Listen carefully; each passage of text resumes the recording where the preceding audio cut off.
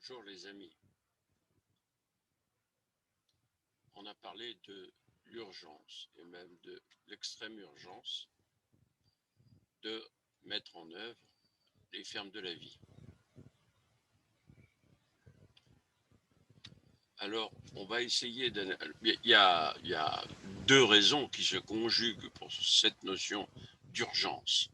D'abord parce que ce qui nous attend, ce que j'appelle le grand chambardement, nous arrive dans le coin de la figure assez rapidement. Maintenant, tous les jours, il y a des nouvelles pas bonnes, le moins qu'on puisse dire, pas bonnes, qui s'accumulent. Je l'ai dit, ce qu'il faut voir, c'est l'état de la civilisation. Il n'est pas brillant, c'est le moins qu'on puisse dire. Mais c'est surtout la pente.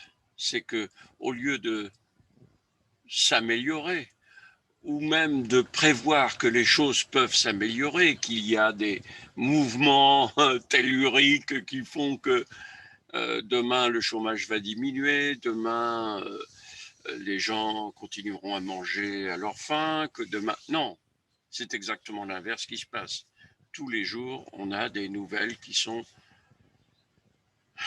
très alarmantes pour ceux qui les lisent. Pour ceux qui ne les lisent pas, bien sûr, c'est très confortable. Et je pense qu'il y a 99,99% des gens qui ne s'intéressent pas à ça, qui ne veulent pas en entendre parler. Alors, cela, malheureusement, c'est la sélection naturelle. Ceux-là vont disparaître, les autres peut-être aussi d'ailleurs. Mais bon, eux, ils vont essayer de résister, je crois. Et puis, donc, il y a cet état et cette dynamique de notre civilisation. Et deuxièmement, il y a le temps qu'il faut pour être prêt à affronter ce qui arrive. Voilà. Je vous l'ai dit, pour faire une ferme de la vie, il faut 4 années. Si vous avez une autre solution, prévenez-moi quand même, c'est sympa. Moi, j'en connais pas. Enfin, j'en connais pas, évidemment, je connais la mienne, mais j'en connais pas au sens où, quand on cherche sur Internet, on a beaucoup de bêtises, pas de choses sérieuses, quoi. Bon. Non, mais on a des choses pour vivre bien maintenant, quoi, mais pas pour résister à ce qui nous arrive. Voilà. Alors, maintenant, ce qu'il faudrait regarder un peu, c'est un peu différent. Ce qu'il faudrait regarder, c'est justement l'état. Il faudrait regarder précisément l'état de notre civilisation et sa dynamique. Il faudrait regarder les phénomènes. Et je vais donc créer une page sur le site lesfermesdelavie.fr que je vais appeler, enfin elle est déjà créée la page, mais bon, moi aussi ça me file le moral dans les chaussettes de regarder toutes ces... Alors, toutes les choses qui nous arrivent, euh, toutes les choses qui nous arrivent sur le coin de la figure et dont personne ne parle. J'étais très surpris d'entendre un homme politique que j'aime bien parce que je le trouve brillant, intelligent, parler des clatrates. Les clatrates, personne ne sait ce que c'est, ou presque personne. Ce sont des molécules qu'on appelle des molécules CAGE et qui contiennent du méthane. Ces molécules se sont rassemblées dans des conditions un peu spéciales qui fait qu'elles ressemblent à de la glace, mais ce n'est pas de la glace et ça ne fond pas comme de la glace. C'est-à-dire que les molécules peuvent exploser sous certaines conditions de température et de pression cumulées. Il y a une relation entre la température et la pression.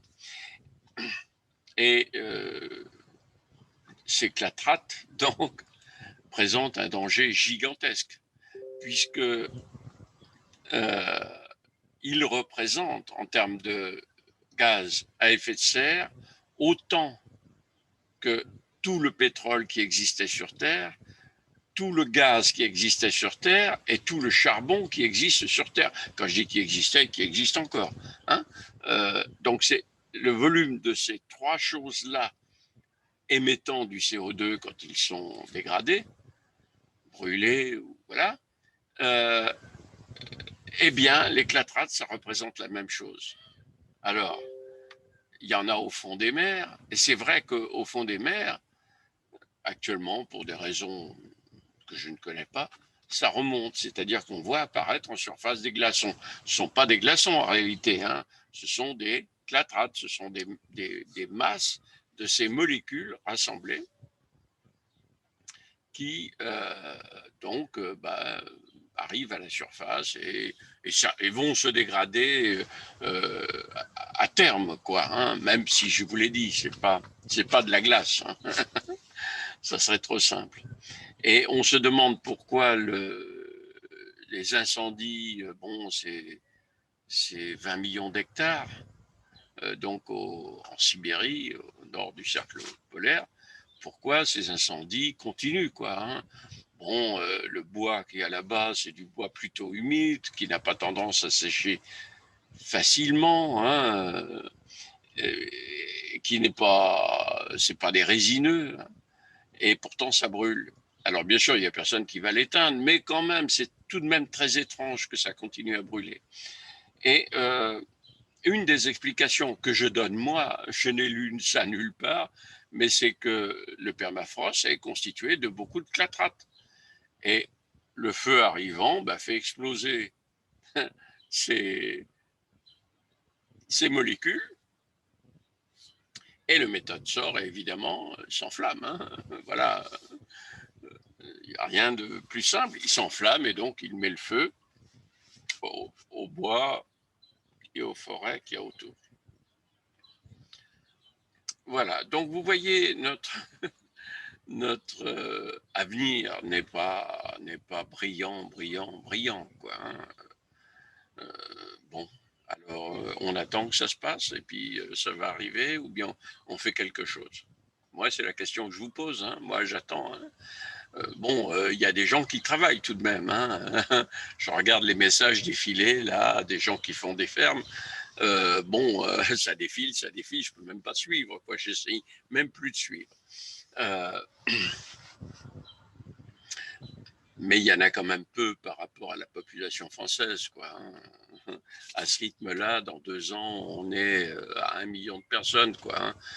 Et alors là, je sors la bouteille de champagne si on est à 1 million de personnes. Voilà. C'est pas suffisant. Il faut que la prise de conscience s'opère. Mais je crois surtout que une des raisons aussi de ce grand chambardement, c'est que tout le monde est résigné, installé dans son confort et ne réfléchit plus, ne veut plus en sortir, ne veut plus sortir de ce confort, ne réfléchit plus, n'imagine plus. Voilà, c'est un peu dramatique parce que les enfants sont encore des enfants. Là, je suis en vacances entouré de, je sais pas, une quinzaine d'enfants. Enfin, quand je dis enfants, ça va de 7 ans à 18 ans, quoi. Hein. Bon, je peux vous dire que ce sont encore des enfants, même si eux se croient, surtout les grands, se croient très grands. C'est encore des enfants.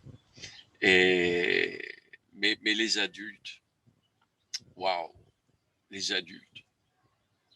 Enfin, j'espère que vous allez vous réveiller, quoi. Hein. Il n'y a pas d'autre chose à dire. Allez, à bientôt.